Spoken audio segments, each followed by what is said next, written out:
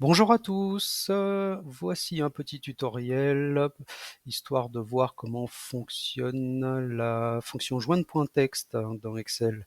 Donc c'est une fonction de la catégorie fonction texte.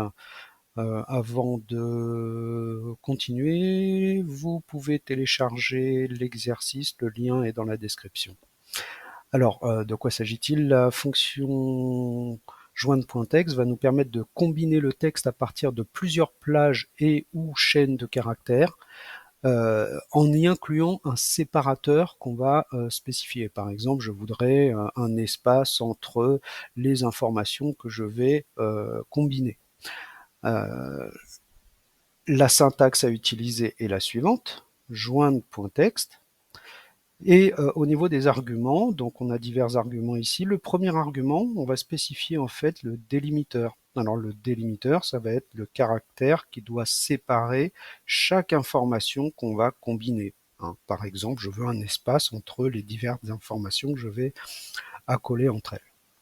Le deuxième argument, ignorer cellule vide. Alors, si cet argument on le positionne à vrai, Excel va ignorer les cellules vides, c'est-à-dire que s'il y a une valeur que je combine et qui est totalement vide, eh bien il ne va pas mettre d'espace. Voilà, on va gérer cet argument vrai ou faux pour ignorer les cellules vides.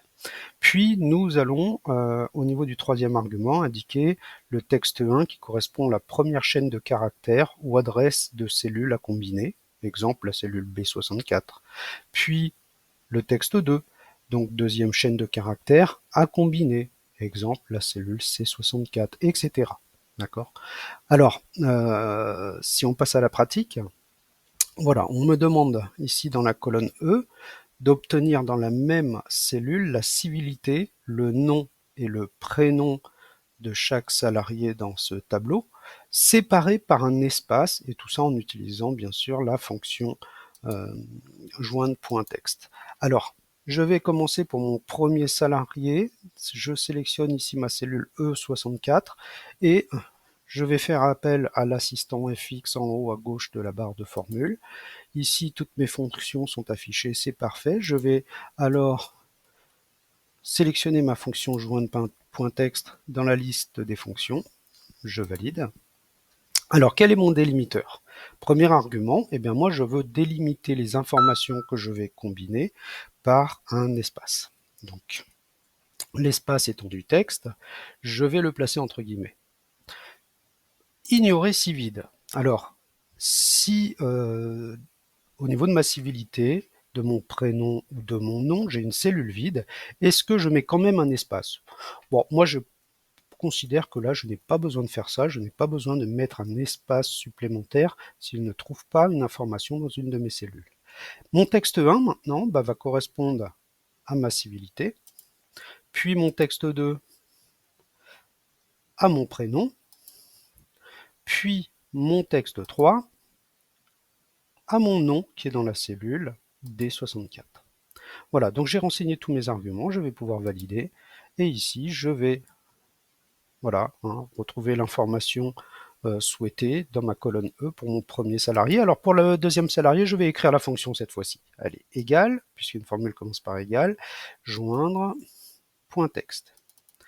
On me demande le délimiteur. Alors le délimiteur sera le caractère espace que je place entre guillemets, puis point virgule pour passer à mon deuxième argument. Je veux ignorer les cellules vides, donc je sélectionne vrai. Puis troisième argument, mon texte 1. Alors mon texte 1, c'est la civilité pour mon deuxième salarié. Puis, point virgule pour passer au troisième argument, mon texte 2, eh bien c'est le prénom de mon deuxième salarié. Puis mon texte 3, eh bien il s'agit du nom de mon troisième salarié qui est dans la cellule D65.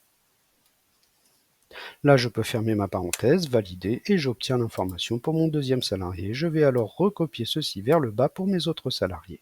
Donc voici pour la fonction joindre.text. Merci.